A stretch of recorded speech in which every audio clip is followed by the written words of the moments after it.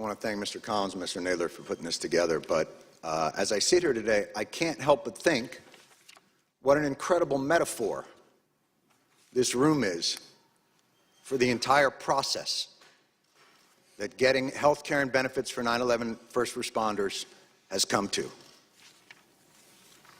Behind me,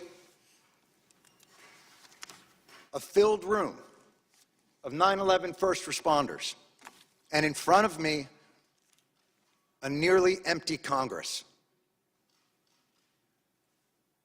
Sick and dying, they brought themselves down here to speak to no one. It's shameful. It's an embarrassment to the country, and it is a stain on this institution.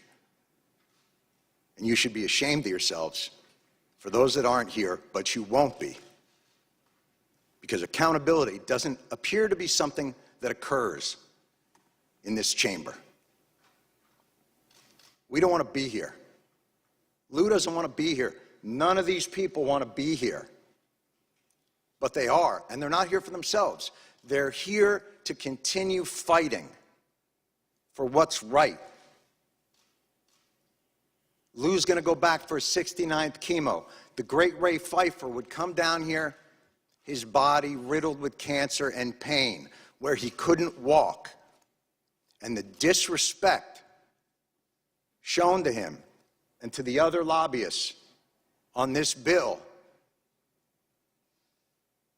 is utterly unacceptable. You know, I used to get, I would be so angry at the latest injustice that's done to these men and women. And, you know, another business card thrown our way as a way of shooing us away, like children trick-or-treating, rather than the heroes that they are and will always be. Ray would say, "Calm down, Johnny, calm down. I got all the cards I need." And he would tap his pocket.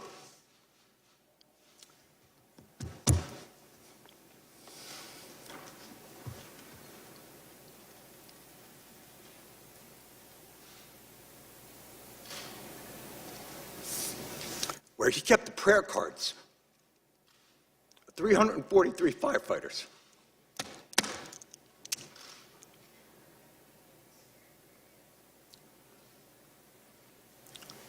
The official FDNY response time to 9/11 was 5 seconds.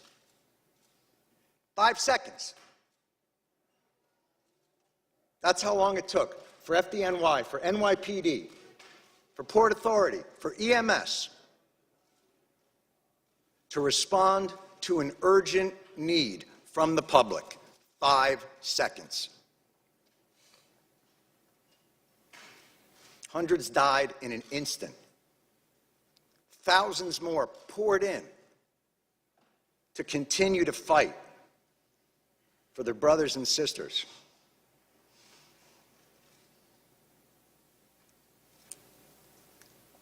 The breathing problem started almost immediately, and they were told they weren't sick, they were crazy. And then, as the illnesses got worse and things became more apparent, well, okay, you're sick, but it's not from the pile. And then, when the science became irrefutable, okay, it's the pile. But this is a New York issue. I don't know if we have the money. And I'm sorry if I sound angry and undiplomatic, but I'm angry. And you should be too, and they're all angry as well. And they have every justification to be that way.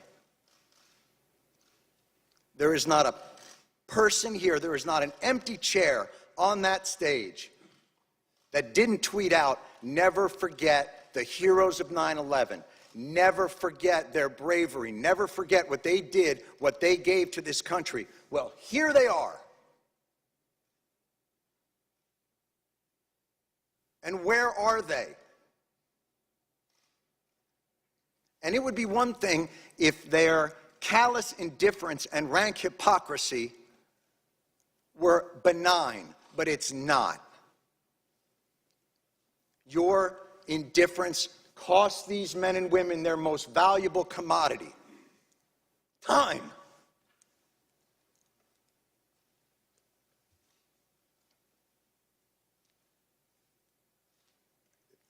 It's the one thing they're running out of.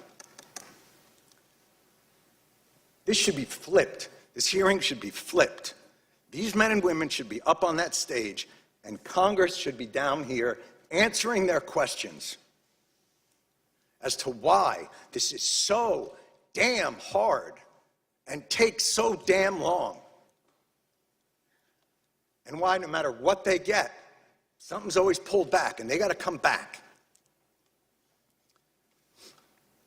Mr. Johnson, you made a point earlier, and it was one that we have heard over and over again in these halls, and I couldn't help but to answer to it, which was, you said, look, you know, you guys are obviously heroes, and 9/11 was a big deal, but, you know, we have a lot of stuff here to do. And, you know, we got to make sure there's money for a variety of disasters, hurricanes and tornadoes. But this wasn't a hurricane. And this wasn't a tornado. And by the way, that's your job anyway. We can't fund these programs. You can. Setting aside that no American in this country should face financial ruin because of a health issue. Certainly 9/11 first responders shouldn't have to decide whether to live or to have a place to live. And the idea that you can only give them 5 more years of the VCF because you're not quite sure what's going to happen 5 years from now, well, I can tell you, I'm pretty sure what's going to happen 5 years from now. More of these men and women are going to get sick, and they are going to die. And I am awfully tired of hearing that it's a 9/11 New York issue. Al-Qaeda didn't shout death to Tribeca. They attacked America, and these men and women, and their response to it, is what brought our country back. It's what gave a reeling nation a solid foundation to stand back upon, to remind us of why this country is great, of why this country is worth fighting for, and you are ignoring them.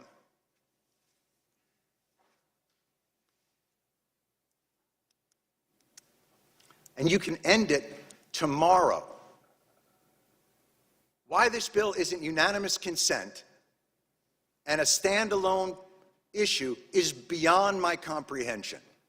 And I have yet to hear a reasonable explanation for why.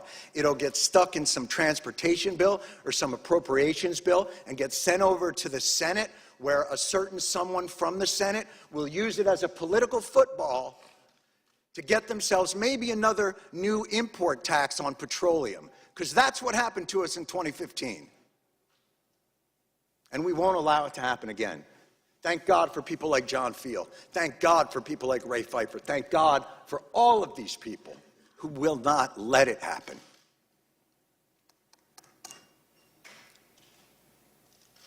They responded in 5 seconds.